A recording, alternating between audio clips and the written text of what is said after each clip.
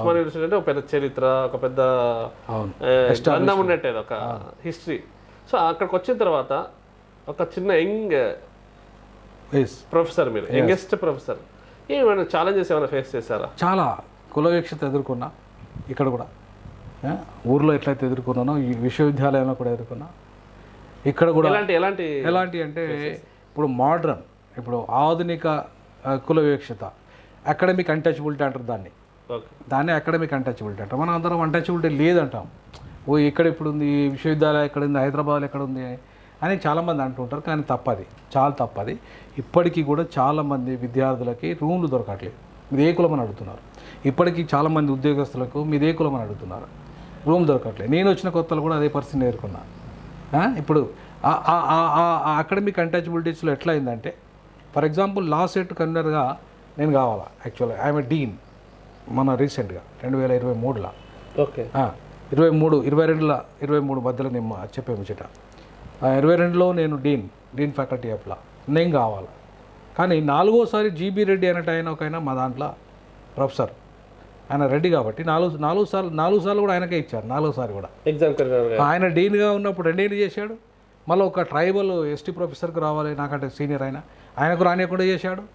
తర్వాత నాకు రానియకుండా ఆయనే లా సెట్ కన్వీనర్ చేశాడు. అంటే విద్యా వ్యవస్థలో, అత్యున్నత విద్యా వ్యవస్థలో కూడా ఈ కుల వివక్షత ఉంది.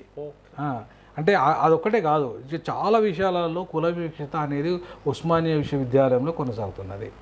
ఇది నేనే బెస్ట్ ఎగ్జాంపుల్ దానికి. సో కాబట్టి నేను హైకోర్టులో కేసు వేసేదాకా కూడా పోయింది ముచ్చట. ఆ డిస్క్రిమినేషన్ అనేది ఇవాళ కుల వివక్షత అనేది 100% ఉంది. నేను లైబ్రరీగా పనిచేసిన అక్కడ ఉంది, నా పుట్టిన ఊర్లో ఉంది, ఇక్కడ ఉన్నది. నేను అమెరికా పోతే అమెరికాలో ఉంటుంది. నేను అమెరికా పోయాను కదా, అమెరికాలో కూడా వరల్డ్ కాన్ఫరెన్స్ అటెండ్ అయ్యాను, దర్బన్లో అయ్యాను. అక్కడ కూడా కుల వివక్షత మీద మాట్లాడాను. అక్కడ కూడా కుల వివక్షత ఎదుర్కొంటున్నారు ప్రజలు. ఇంత అత్యాధునిక ప్రపంచంలో, ఇంత టెక్నాలజీ ఉన్న క్రమంలో ఎవరే స్థాయికైనా వెళ్ళొచ్చు అని చెప్తున్న ఈ క్రమంలో కూడా ఈ కుల వ్యవస్థ పూర్తి స్థాయిలో ఎందుకు పోలేకపోతుందని దీని మీద ఏమైనా మీరు సమగ్రంగా చెప్పగలుగుతారా? చెప్తాను. ఎందుకు పోలేకపోతుందంటే, ప్రధానంగా caste is a notion of mind. అంటే కులం అనేది, ఇప్పుడు నేను ఎర్రగానే ఉంటా, నన్ను ఎవరైనా చూసినా కూడా ఈ మాది కూడా అనుకోడు, ఎస్సీ మాదిగా అనుకుంటున్నాను, బ్రాహ్మణుడు అనుకుంటారు, లేదంటే అప్పర్ కాస్ట్ అనుకుంటారు. సహజ నా కలరు, నా భాష, నా సూటు బూట్ అంతా చూసి ఇన్ జనరల్. అయితే నేను అపాయింట్మెంట్ అయినప్పుడు ఇదే జీబీ రెడ్డి అంటే ఆయన ప్రిన్సిపల్గా ఉన్నాడు. నేను ఇప్పుడు చెప్పినాక జీబీ రెడ్డి అంటే ఆయన ప్రిన్సిపల్గా ఉన్నాడు. ప్రిన్సిపల్గా ఉండి ఆయన ఏం చేశాడంటే, నువ్వు ఎట్టి పరిస్థితుల్లో మాదే కాదు, నువ్వు కాదు, ఎందుకంటే నీ లాంగ్వేజ్ అట్లా లేదే, నీ డ్రెస్సింగ్ అట్లా లేదే, నీ కలర్ అట్లా లేదే, నల్లగా ఉంటారు కదా మాది వాళ్ళు అంటే అని చెప్పేసి ఆయన లేదు నేను ఎంక్వైరీ చేపిస్తా అని చెప్పేసి అన్నాడు. చేయమని నేను చేయించుకో అని చెప్పిన, ఎంక్వైరీ చేయించుకో అని చెప్పిస్తే ఆయన ఎంక్వైరీ చేసింది చాలా. చేస్తే మాదిగా అని తేలింది. నేను దొంగ సర్టిఫికెట్ అంటాడు ఆయన నన్ను. అంటే ఇవాళ నేను ఎందుకు చెప్పాల్సి వస్తుంది ఈ విషయాలంటే, ఇవాళ కుల వివక్షత ఎట్లా ఉంటుందని చెప్పడానికి.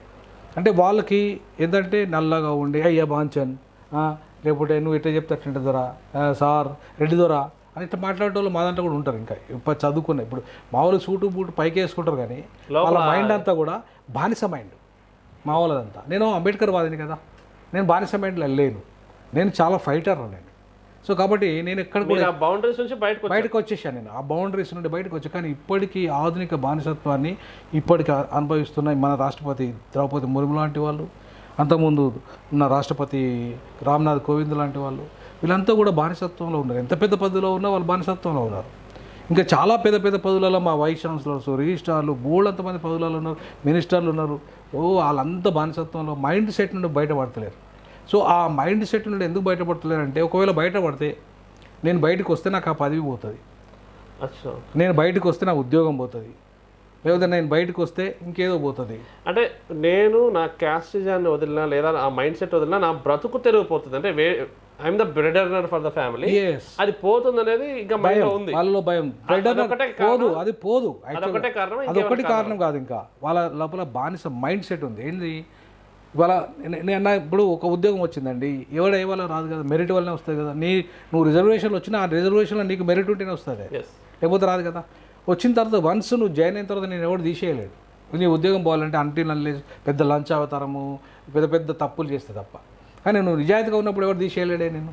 కాబట్టి మా బానిసత్వ మైండ్ ఎట్లా అంటే నేను ఎట్టి పరిస్థితుల్లో ఈ అగ్రవర్ణాలకు భయపడి బతకాలి, ఈ సమాజంలో నేను ఎట్టి పరిస్థితుల్లో తక్కువ, నేను అందరికంటే తక్కువ కులపుని, ఈ తక్కువ అనే మైండ్ సెట్, ఈ బానిస మైండ్ సెట్ ఏదైతే ఉందో ఇప్పటికీ చదువుకున్న వాళ్ళలో ఉంది, పెద్ద ఎమ్మెల్యేలలో ఉంది, ఎంపీలలో ఉంది, మంత్రులలో ఉంది, రాష్ట్రపతి స్థాయి వరకు కూడా ఉంది. సో ఆ మైండ్ సెట్ పోవాలా. Caste is the notion of mind. అందుకే ఈ మైండ్ అనే చిప్పుల నుంచి నువ్వు బయటపడ, నువ్వు ఇవ్వనికంటే తక్కువ కాదు. భారత రాజ్యాంగం నీకు అందరితో పాటు సమానమైన హక్కులు ఇచ్చింది, అందరితో పాటు సమానంగా జీవించాలి, అందరితో పాటు సమానంగా ఎదగాలి. నువ్వు ఎదగడానికే నీకు ఆ రిజర్వేషన్ల తోడ్పాటు అందిస్తున్నది. ఎందుకంటే నీ రిప్రజెంటేషన్ లేదు. రిప్రజెంటేషన్ ఎందుకు లేదంటే కులం అనే బానిసత్వం నుండో అంటరాని దానం బానిసత్వంలో ఉన్నావు కాబట్టి నీకు ఆ రిప్రజెంటేషన్ ఇచ్చింది. అంతే తప్ప నువ్వు తక్కువ అనే భావన సమాజంలో ఉంది కాబట్టి నిన్ను ఎక్కువ చేయడానికి ఇచ్చింది. కానీ అది కాకుండా వీళ్ళు ఏం చేస్తున్నారంటే ఇంకా తక్కువ అనే భావనలో ఉన్నారు.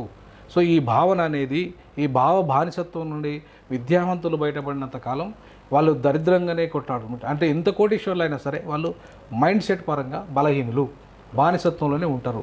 కాబట్టి నేనేమంటానంటే దాని నుండి బయటపడాలంటున్నా. ఓకే.